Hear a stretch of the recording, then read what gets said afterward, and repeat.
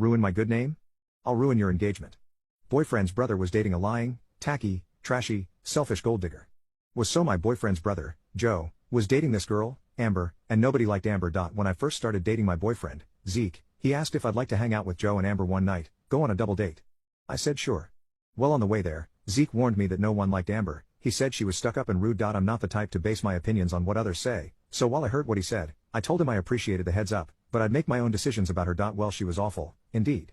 She'd give everyone dirty looks throughout dinner, she wouldn't talk to anyone but Joe, unless addressed directly, and then you'd get an eye roll and a one or two word answer.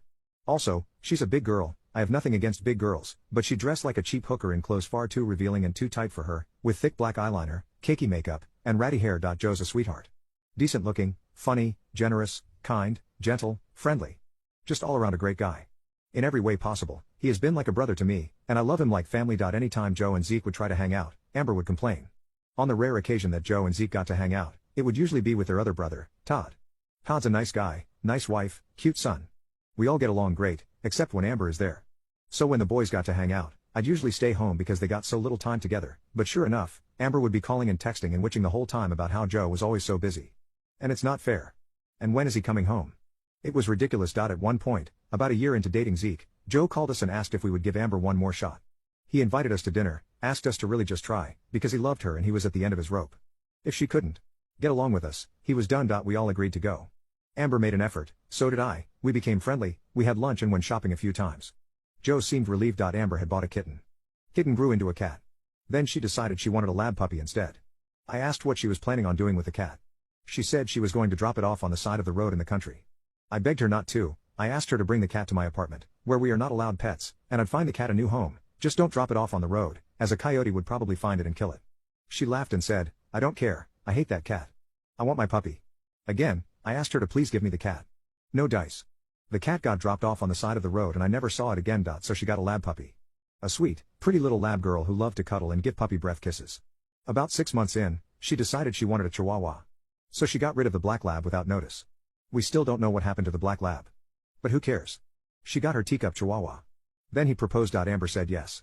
And went back to crazy. Zeke was asked to be the best man. I was not asked to be in the wedding party, which was honestly fine with me. To be honest, I didn't trust the dress she would have put me in, and I didn't want to have to pay for all the extras. Well, she asked me to come to a dress fitting for her.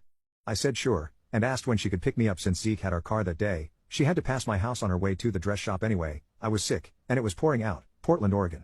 Rain is not uncommon here, Amber replied. No, you can take the bus. I politely said I'd attend a different fitting. She then invited me a few weeks later. I said sure, and planned on going. Well, she canceled on me the morning of the fitting, saying she wanted to go with another friend at a different time, and if I couldn't get off work, I couldn't come. Well, I wasn't taking time off work, so again, I declined, but said if there was anything else I could help with, just let me know. And I volunteered my time, effort, and money to make their wedding favors by hand. I baked and was going to do a chocolate-dipped cookie for them, and decorate the cookies in their wedding colors, wrap them in pretty bags, and tie ribbon on them for over 100 guests. About a week after that, Zeke and I invited Joe and Amber over for dinner and game night, which is something we all try to get together for on a bi-weekly basis. They came over, and Zeke asked Amber how wedding planning was going. Amber had the nerve to look right at me and say, well, if someone would help me, it would be a lot easier. What? I later sent her a Facebook message that stated since I was not related to her, in the wedding party, or being paid by her, that she had no right to ask me for anything for her wedding. And that anything I volunteered to do was because I wanted to and was not obligated to do anything more. That was all I said.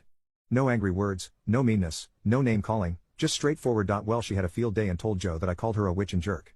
I saved screenshots of the messages, and the messages themselves on Facebook. I tried to tell Joe I didn't say anything mean to her or call her any names, but she had found a way to tamper with the messages and had written in terrible things that looked like they were from me. Zeke knew I never said anything mean to her. He saw the messages before I sent them. He watched me type them, because I wanted to know if he minded me sending them, and wanted to make sure I didn't come across as mean or unnecessarily harsh. Joe wasn't having it. He was, understandably, upset with me, thinking I had said these things. I then found out she had told other people the same lies about me, that I was verbally attacking her, calling her names, etc. None of that was happening, by the way.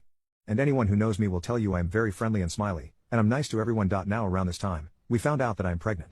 Their wedding was scheduled for 6 days before my due date. For about 3 weeks, I stewed, not knowing what pregnancy hormones would do to me, not wanting to go to the wedding and say or do something awful if provoked. I asked Zeke if he minded terribly if I didn't go, knowing full well I'd be a hormonal, pregnant mess. He said it was fine. I then asked if I could write her a letter telling her what I really thought of her, bones and all. Zeke said, go for it, as long as it's all true, but leave Todd out of it.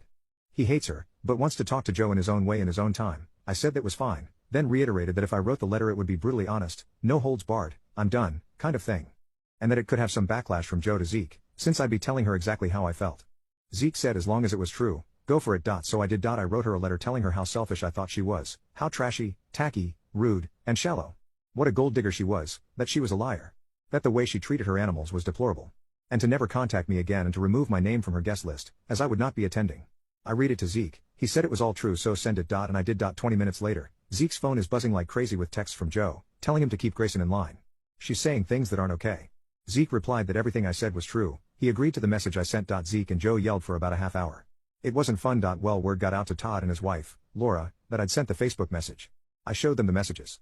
They'd all heard from Amber that I was saying horrible things, all of which I had proof that I'd never said. Then Todd, Joe, and Zeke's mom and dad heard about it. All of a sudden, everyone is admitting that they can't stand Amber. Dad said he wouldn't stop the wedding, but he wasn't paying another dime, and if it went on he wouldn't attend. Todd was neutral, but told Joe he did not like Amber at all, but that he loves Joe and he'll support him no matter what. A week later Joe left Amber. She cried, whined, accused, tried to get money from him, etc. And the whole time everyone knew I was the snowflake that caused the avalanche. At first I felt bad. But Joe is so much happier, it's like he's an entire different person. And so many people have thanked me for it, saying they didn't have the guts to say what I said. Even Joe thanked me like a week ago. Amber is still furious, but I don't care. She's single and being trashy, lost her apartment and had to move back in with her parents and lose her brother. Her job has gone to crap, but at least she's doing it far away from all of us.